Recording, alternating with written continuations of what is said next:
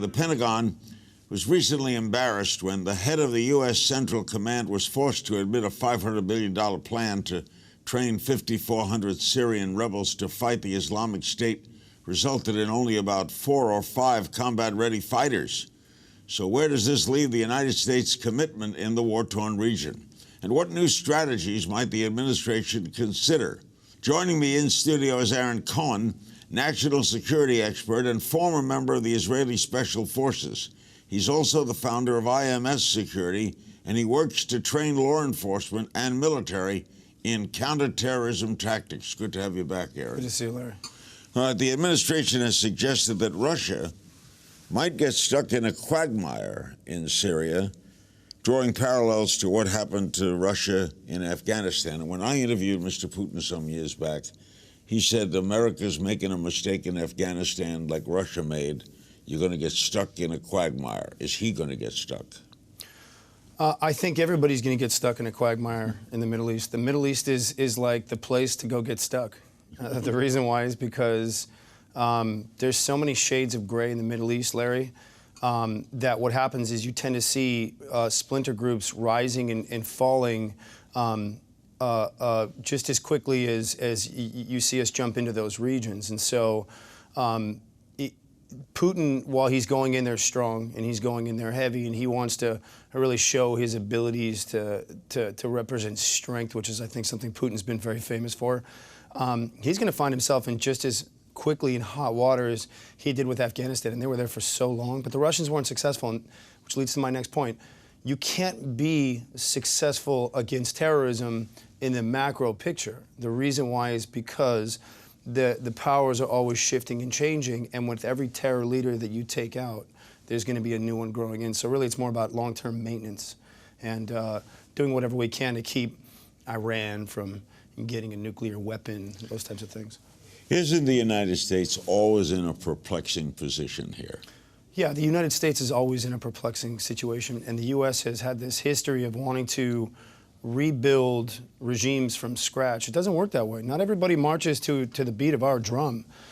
So while we've been successful in the short term, you really can't dictate the mindset of a people when they have their own way of framing how they want to live life. And I think that's what ends up affecting us in the long run. And we end up wasting billions and billions of dollars because we think that what we think is quality is going to be quality for those people over there in that region. And so we keep losing. I mean, Israel figured it out a long time. You just can't change the mindset of an entire people based on what you think is quality of life. Iraq, a classic example, right? Yeah, Iraq is the perfect example. That was a major mistake. Huge mistake. Colossal waste of time, colossal waste of money, and we're still paying for it. You know, here we are now. We got ISIS running through the hills of northern Iraq, and what do we have to show for it? Another failed attempt at trying to train rebels, which we still need to work on. We still need to get better at that. We need to stop training America's future enemies. You know, and unfortunately, that's what's happening here. We spend millions and billions training America's future. Why do you think Putin's in there? You know, he's being a big shot. He's showing the world that he's still relevant. He's showing the Russian people that regardless of how failed his economic plan was and how failed that whole system in Russia was, that he still has a fight in this war, and that I think it's more of a psychological thing for Putin. It'll trim some of the mean grass over there in northern Iraq and in Syria, but you know, he knows that he's just flexing muscle right now. That's all this is. Obama says that he's acting out of weakness, not out of strength. That his position is he's doing bad at home, so he wants to be strong over there. Yeah, I agree to some extent that Putin is, the psychology of what he's doing is based on weakness, which is he's trying to project strength, and the projection of strength often is just as powerful as actual strength, and the reason why is because of the psychological effect. And it's having a short-term effect. Right now he looks strong. Obama calling him out on it is also a show of strength. This is Obama trying to show the rest of the world that he's hip with what Putin's trying to attempt to do. But in essence, it's also a form of weakness when you dig not so deep down. So I think what we have now is we have two major nations failing or realistically coming to terms with the fact that you're dealing with a region where blood is just not worth as much money as it is everywhere else. So what about your former country, Israel? What does it do in this quagmire? Israel does what it continues to do, which is protect her vital safety, which is Israel surrounded by, immediately on the border by 5 enemy countries. But Israel has learned, actually, to play nice with some of the Arab countries. Israel has a better relationship with Jordan than they've ever had. And from what I understand, their special operations communities are working together for the first time quietly. And they're doing so because King Abdullah of Jordan, who also was a special ops soldier, as was Bibi back in his day. He served in the same unit that his brother Yoni Netanyahu did. Are playing better in the sandbox than ever, and I think it's because they both realize that when you're dealing with such a level of fanatic extremism, an ideology where you're absolutely so gone mentally to the point where you're willing to kill yourself, they have to play together in order to be able to maintain collectively in the region some type of quiet. They do that, Larry, by killing terrorists. So that's the unfortunate, sad truth, is that death is what's bringing everybody together here, and who can kill these guys quicker is what's creating friendships. What do you make of this Netanyahu-Putin acquaintanceship? It's the battle for the good-looking leader. It's the battle for the who can wear the nicer suit. I'm a fan of Bibi. He's got his flaws. I think they're playing nice for now, as long as they have to. But Israel is notoriously and will always famously take care of her interests. So he'll play with Putin until it's no longer time to. And the reason why is because nobody really, at the end of the day, except for the U.S., will stand behind Israel. And Israel knows that. And Israel, collectively as a people, they've just been through so much that they are going to do whatever it takes to protect themselves. And that's where they're going to come out. How does Assad stay in power? Assad stays in power from money and from fear, and as an Alawite leader who's had his kingdom handed over to him from generations of Alawites. The Shabiha is his muscle, which keeps his immediate areas protected.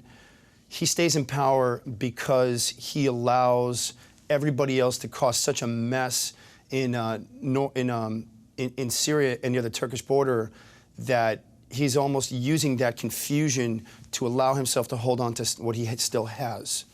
And so he understands the mess of it all and continues to just stay where he is because he knows that nobody's going to take a shot at his White House. Neophyte question.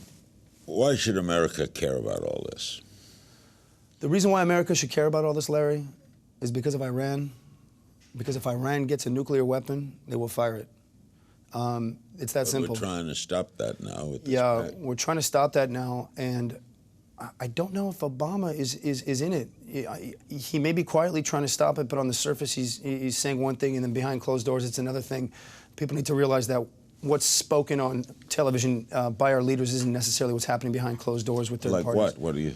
Like, we'll give you concessions and we'll ease off on restrictions, and you can say that you can say whatever you want to sound tough, but you just make sure we can come in there and have a look at things quietly. But we don't want Iran to have a bomb. We don't. So I feel like there's misdirection that's being used because the Middle East is about power and leverage. So if we allow Iran to look powerful and allow them to think they've got leverage and let the rest of the world see it, and allow us to quietly come in there and look and monitor, so let them talk, let them be big shots. As long as we know what's really going on, I'm just hoping that that's what's happening. Netanyahu said at the UN that the arrangement between the United States and Israel will never be broken. It is always strong, and we are best friends. Yes, it's true. With a couple of snags between Bibi and Barack Obama. They're meeting in November. Yeah, I believe that everybody knows that Israel is America's forward operating base in the Middle East. Nobody supplies a greater deal of accurate intelligence regarding the war on terror, or GWAT, or the global war on terror, than Israel. Nobody develops information better than Israel. We've got Jews that look like everybody. We're everywhere. And we speak the languages, and we're inculcated in those regions. So we've lost heroes in Syria. Aaron Cohen in the 50s was one of the greatest spies who was hung. He had infiltrated the top ranks of the Syrian military. So Israel has talent when it comes to getting information, and that's what you need in terror, or in anti-terror. And so that relationship is strong. It'll always be strong. Our militaries are working together closer than ever. It's just a bit of a spitting match between leadership right now, trying to front forward. But Obama has sold him more equipment than Bush and Clinton combined. He has, because he realized Obama has sold him more equipment than ever, and he realizes the reason why it's important too, because Israel will take that equipment and use it in the global war on terror specifically. That equipment will affect the direct safety of hundreds of millions of Americans. And so Obama may talk tough with Bibi, and there might be some posturing between the two of them. This whole region is just about men trying to look tough. That's what it seems to come down to at the end of the day. But you know, at the end of the day, it's Islamic extremism versus Western-style way of living, and what's the best way to come together to be able to keep those fires down so that there's no more terror in the States. It's hard though. You can't stop terrorism. Is it? I remember when Arafat didn't sign off on that deal that Clinton had worked. And, that was a good deal. And Clinton told me that was the closest they'd ever come. Do you think we're ever going to see peace in that region, assuming that a terrorist is born every minute? I don't think we're going to see peace in that region. I think we're going to see shades of quiet, and then we're going to see aggression resurge. And again, the reason why is because we have two different fundamental belief systems between the way the West operates and the way the Middle East works. And but what we are going to see is a lot more bloodshed, unfortunately. But we are going to see 60+ nations come together collectively, more than we've ever seen since who knows how long ago, in order to be able to really just confront the siege of just madness that's cooking over there. It's just worse than ever, Larry. So all that we're seeing is partnerships created. But unfortunately, I don't think we're going to see any quell of aggression. What do you make of that terrorist bomb in Turkey? 95 people killed and 250 others wounded at a peace rally. Yeah. Well, what I make of the terror attack in Turkey is that it was a successful attack. The Turkish are way behind. They don't, you know, it's almost like they don't want to pick a side. You know, where do you guys want to be? You guys want to get in the fight, and you guys want to get control of your southern border? Or do you want to allow terrorism to grow and funnel into Syria and Aleppo through your southern border, where fighters are just pouring in? Or do you want to get on board? Turkey's got to make up his mind, this guy. You know, he's 1 foot in, 1 foot out. You know, he's playing the game. You know, he's playing the game until he's threatened. Watch. And as soon as he's threatened, then all of a sudden the terrorists are crawling up his wall. He's going to pick up the phone and call somebody and say, listen, maybe you should send the Green Berets to come and train my guys now. You make it hard to be optimistic. Everyone calls me for the worst case. It's true. Listen, I'm optimistic as long as we're talking about things and getting to the root of these problems and understanding more and more that this whole thing isn't just black and white. Yeah, hopefully we'll come back and we'll talk about something later. Thanks for coming again. Thanks for having me, Larry. Aaron Cohen, national security expert and founder of Cherry's Covert Ops Apparel. It's a leading manufacturer of covert operations gear and equipment. Where is it, in the United States? Yes, I'm now making off-duty and plainclothes special operations or covert ops gear. Thanks, Aaron. Thanks for having me.